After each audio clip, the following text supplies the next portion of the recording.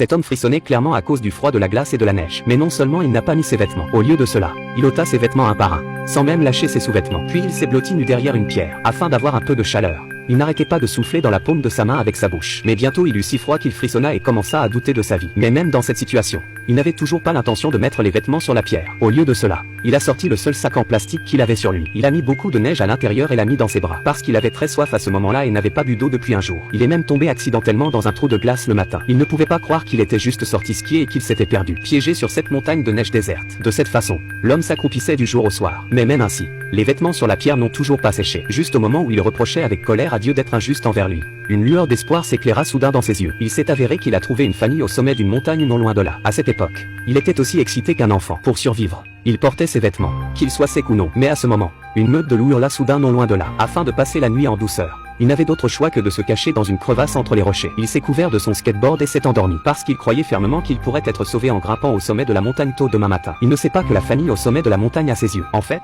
c'est très loin de lui.